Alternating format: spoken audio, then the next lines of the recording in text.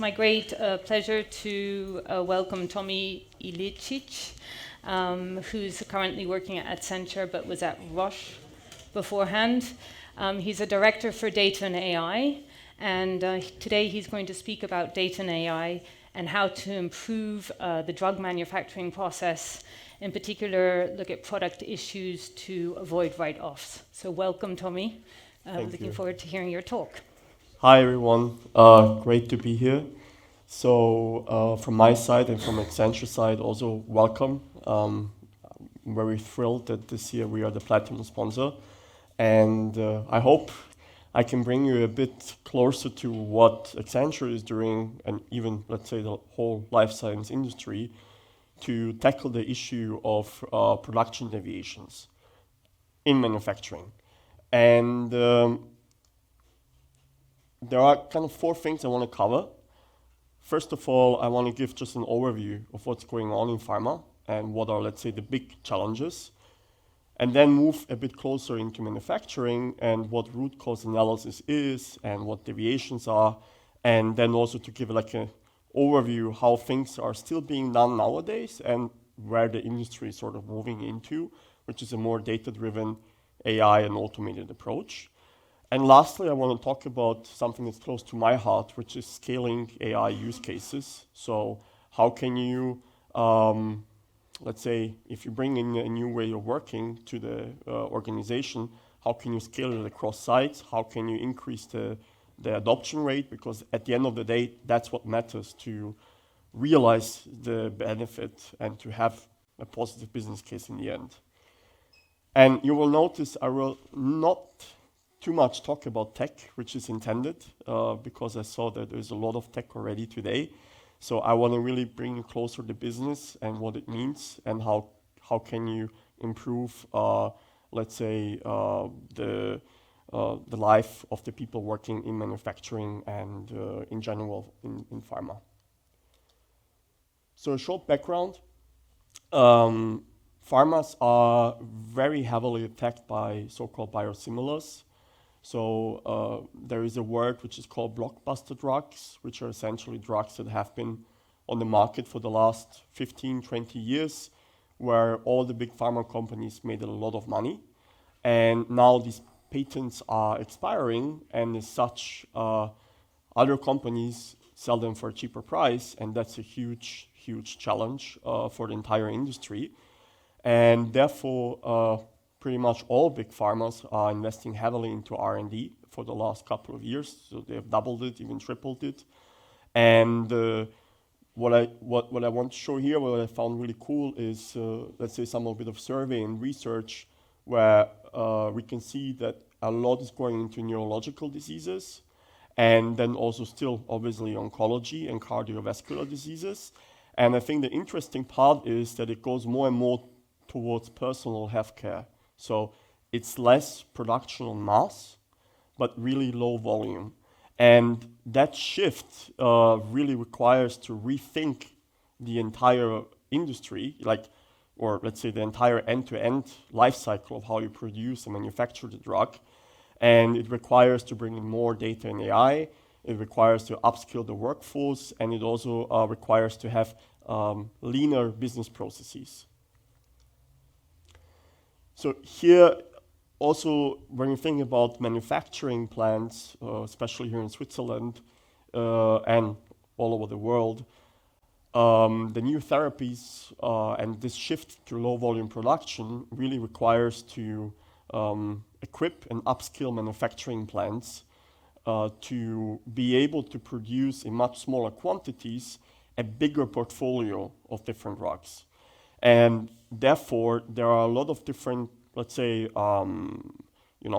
projects or use cases that kind of sprung up over the last couple of years, where, for instance, we use AI to optimize logistics, and we also do more simulations, so in silico, to predict what is the manufacturing process, what are the right parameters, and also much more in terms of using real-time data from the bioreactors to even adapt the bioreactor automatically, so that you can, let's say, regulate the temperature without having to go there physically. So you just do it kind of, over AI.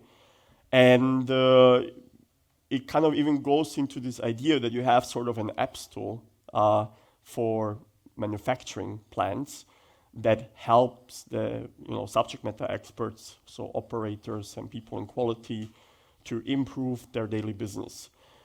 And also what I want to highlight is single-use technologies. So that's not really AI, that these are biotechnologies where you have like mini bioreactors that you use one time to do certain experiments, which are much more targeted for personalized therapies. So this is just kind of, there is much more, but I liked these 8 ones quite a lot, so I wanted to show it. And one major challenge during manufacturing, and especially when we think about now these new therapies, but also for conventional drugs, is deviations. So deviation is essentially anything, so if you have like the drug process or the creation of the drug is a very lengthy and very complex process that can involve multiple sites even, and a lot of different groups, a lot of different vendors where you use the raw materials, and any point in time something can go wrong. So as an example, you could have some raw material that doesn't meet the quality, and that's called a deviation. And to identify these deviations is one thing, but to then actually understand what caused them in the first place, that's the big challenge, and that's called root cause analysis. So this root cause analysis is just a way, it's a common term, not just in life sciences, but anywhere in manufacturing, to investigate what happened, what was the cause, to fix it, and to avoid the deviation to reoccur, which is quite a big problem in the industry. And the business impact of this, or why this is even important, is that finding the root cause can take a lot of time, can have a huge impact, where even you would have to have recalls potentially, and plants could be at risk to operate, so to produce by the health authorities, so by the regulatory authorities. And as such, it's like a must, so you need to do it, and you need to really be very stringent about finding the root cause. And at the moment, this is where I come to the next part, it's a very manual approach. So there is, like in the last couple of years, when I talk to a lot of the people who are doing this on a day-to-day basis, they really have, like, let's say, a kind of catalog of methods, and all these methods are more or less around lean problem solving. So let's say that something happens in the bioreactor, like a vessel broke, and you need to investigate now what happened. I have seen the people, come with piles of paper, and they try to fill out, they ask like these 5 why questions, which is a very typical one. So you have like the problem, and then you say, why did we observe this problem? And then you go in a bit deeper where you say, okay, because the vessel broke. Then you ask again, why did the vessel break? And then you say, well, because I observed that there is a leakage. And then you kind of go deeper and deeper until on the 5th why you are supposed to find the root cause. And there are many others. One big one is obviously experts meeting. So where you collect, let's say, the brains who have developed the manufacturing process, who know it in and out. And you also often find that people, are there for 20 years and they know it in and out, and they can just pinpoint what's the problem. But it's also not sustainable, right? If you think about the future, and if we think about also the new cell therapies that are coming out, we need a more systematic approach that's also automated. So I think these are all systematic approaches, but they are manual. And any data investigation usually happens also very manual. So they collect the data from multiple sources, they write some scripts, or they go into Excel, and then they analyze what happened. And that's how they find the cause. So one very small example is what happens quite often is contamination. So where you create, let's say, the culture of the cells, so you want to grow the cells over time. And this happens in the so-called seed and inoculum phase, so train phase. There it could happen that all the cells die all of a sudden, and you don't know why. And therefore, you can't really use it in production, right? So there is nothing to go on to the next phase because all the cells are dead. And this picture here, it's what they call a fishbone, where at the top, the head of the fish is the problem that you observe, which is that cells are dying during inoculation train. And then the kind of the skeleton is, each part is essentially a big, I wouldn't call it problem, but a potential big cause. So for instance, human, instrument, process, and materials. And then for each part, you would again have like more in-depth causes, which could be, for instance, from materials, new media, storage conditions, and these would be the so-called probable causes. So this is super simple, but I have seen these things you could probably lay out over the entire wall, like this complicated fishbone. And then when they have a list of probable causes, like in this case, it could be that someone ordered a new type of media or that the storage condition wasn't ideal. Then they would go and perhaps do the 5 whys to go in deeper into each of the probable cause. They might go and look at different type of data, and that's how they, sometimes after months or never, identify the actual root cause and prevent this from happening again. So I think, a lot of thought and a lot of work has been going into how data and how AI can help to basically solve or improve the way how root cause analysis is being done. And there are several approaches, and what I've tried to illustrate here is kind of on the left side when production begins, and on the right side when production already has ended. So on the left, you would use real-time process controls, where, as I mentioned before, the bioreactor will automatically get adjusted, so the process parameters, based on AI, based on the real-time data, to prevent a lot of the things happening. It doesn't work in all the cases, like in the case with the cell contamination, it might not work, but in some cases it will help. And that's, I would say, the proactive approach to prevent this. Then there's also something that's really cool, which is deviation prediction, which is to utilize all the historic data and essentially during the process to predict, hey, let's say for this drug, for this batch, you could have an issue very soon, and therefore you need to solve it, or you need to look into it, or you need to adjust the bioreactor or something like that. And then you go a bit more into when it already has happened, right? So when the deviation occurred, so you see that you have a out of trend or out of specification event, which basically means that the quality of the drug doesn't meet all the standards that were specified initially.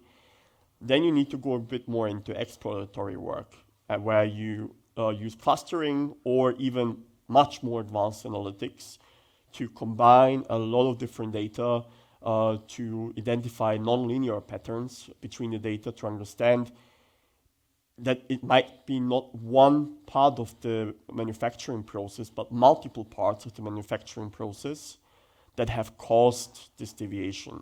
And that's a very complex topic, and usually it's used for complex deviations where the impact is quite big, and you even have an expert team, and you collect as much data as you can. But I would say the other three are for deviations like, the vessel broke and you want to understand what happened. So let me just zoom in here a bit.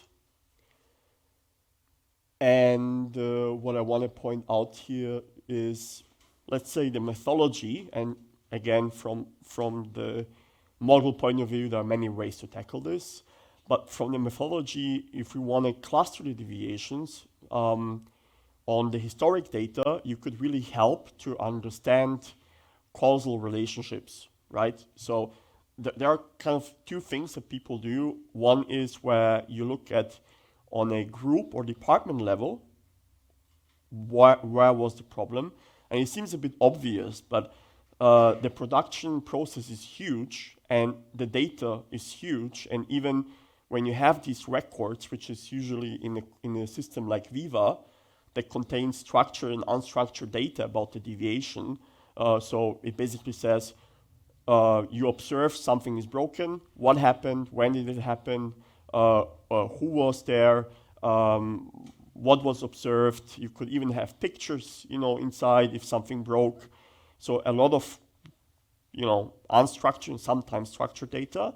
And then, thank you. And then the idea is that you write ETL pipelines to take the data from Viva, but also potentially other systems, and do NLP to understand are there any common patterns. So not just for one deviation, but for a group of deviations, where as an end result, you would see different clusters, where, for instance, you would see here, I did it on like a process point of view. The process usually you have like cell culture, then you have purification. And here, for instance, we could see that, there is a lot of the deviations of the last month happened in the first phase of cell culture. And then you would kind of dig deeper, and you could do this clustering approach quite, on a very deep level. So you could really highlight a very small part of the process that occurs more frequently than you would observe by chance.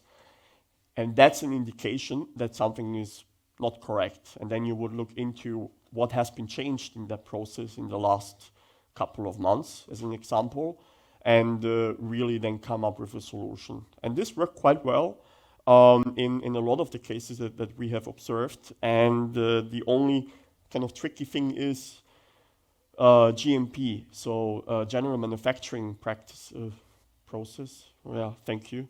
I even forgot it now. Where you need to do a risk assessment of the approach. So if you want to have a AI model, let's say, then you need to always ensure that it follows GMP requirements. This can be pretty lengthy process, but it's mainly around automation, documentation, and ensuring that it works really, really fine. And most of these things run on the cloud naturally, so the pipelines and the methods are developed there. And because I'm running out of time, I'm going to go very quickly. What most companies do, they have like some sort of dashboard where they say, okay, I have, 25 minor deviations, and then they have a different dashboard where these deviations are then shown. Okay, it could be like a human error, instrument materials, but this could also be, again, much deeper. So you could kind of zoom in until you find, something that's really interesting and where you think, that's my root cause. So last part, just very quickly, what we have observed, and I have observed in my 15 years of data science, is that most data science projects get stuck, in pilot. So you use it in one site, or you use it for one group, and that's it. And there are a lot of reasons for this. One is, change management. So people simply don't use it. Big topic, needs a lot of attention. But then there are also other ones, like for instance, sometimes people don't think about the business case. So I always tell my data scientists, go beyond the technology. No one cares about it at the end of the day, not the people who are using the tool. You need to think about what problem does it solve and how does it contribute to the overall big picture. And then obviously legacy IT is a big one. So you have all these old systems. Pharma is old, so IT is also not very modern, but it's changing. And all of these factors together prevent to move faster and to scale. I'll skip this one. Maybe what I like about this slide here is how can you change this? Thank you, it's my last slide. How can you change this? Which is essentially a combination of having data scientists and data engineers who are experts in manufacturing as well. So that's not easy, that's rare to find, but that's, let's say, is the kind of holy grail, because if someone understands the business context, it's going to be much, much quicker to implement a solution that actually works well, where you don't need 20 SMEs to tell you what to do. And then obviously change management and the whole mindset of the organization needs to change and needs to be adapted to more like digital thinking, right? And lastly, cost efficiency is quite important. So if you want to scale, if you want to do big things, and if you have a huge problem with data, you need to think how can you do this cost efficiently. And lastly, I want to say I really believe that there is real impact to be made in life sciences with AI, and I've already seen it in a lot of places. But it does really require to think beyond just the technology and to look at the whole spectrum of what does it take to change an entire organization towards a more digital mindset. And yeah, I hope this was quite interesting to you, and looking forward for any questions. Thank you.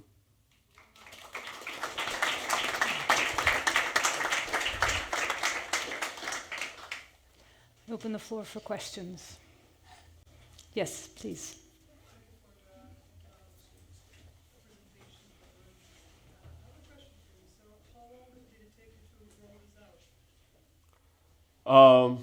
It depends on the company, I would say. So it depends on a lot of factors. I would say the biggest one, where is the state of the data? How decentralized versus centralized is the data?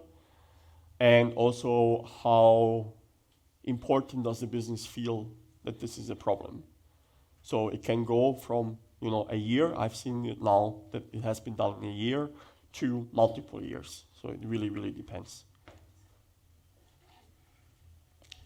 Other questions? Yes, please. What is the reaction when you tell people you have to change your mindset? Because most of the conventional potential clients, and then you tell them to change how they think or how to perceive the digitalization.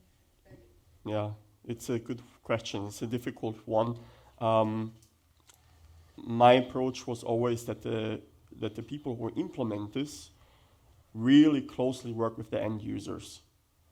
And that's not always easy, because most of the time end users in life sciences are experts, right? So they don't have much time. So you need to work with let's say the executives of the client and with the SMEs at the same time to get their time, to convince them that they need to invest a bit. And usually what I've observed, that then it becomes really like a machine. So the data scientist just talks to the SME even on a daily basis. They chat here and there. And then once one person is using it and they like it, they become a champion, they get more, and that's how you then increase the adoption. But it's a process. So it also depends on the culture of the company and on the urgency of the problem. But the best way is really to not have, let's say, a huge gap between the people who implement it and the people who use it. So they need to be in one room, and then it becomes much, much quicker. Yes, please. Is your experience mainly related to the medical field, or do you have projects in all kinds of production technologies and fields? It covers most production. So I've now focused here on pharma, because this is also where I'm, let's say, coming from before, but I've seen the same thing also in automotive, as an example, or also in consumer goods. It's a common thing. Yes. Do you know anything about how this is perceived by the health authorities that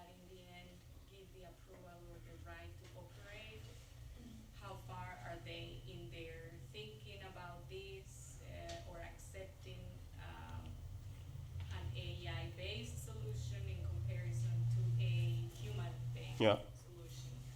solution? Yeah. I think this depends. So for something like this, it usually stays internal. So you try to improve your own internal processes. Because of GXP regulations, you need to meet a lot of criteria, and most of it is related to having like an audit log of exactly what happened. So as long as you can refer back to what has happened and what did the AI do, they wouldn't care that much. But then you have like other use cases, which is, for instance, automating regulatory reports. So documentation that you send out to the health authorities. Then at the moment, it's still that the person who writes it needs to sign that it's correct, and then it's fine, because the person then ensures the correctness and knows how, let's say, the data was automated. But in general, I would say that there is a shift also with the FDA and any of the others more towards AI, but it's going to take time for sure until it becomes more normal. Okay, let's thank the speaker again. Thank you, Thank Tommy. you. Very nice Thank talk. you.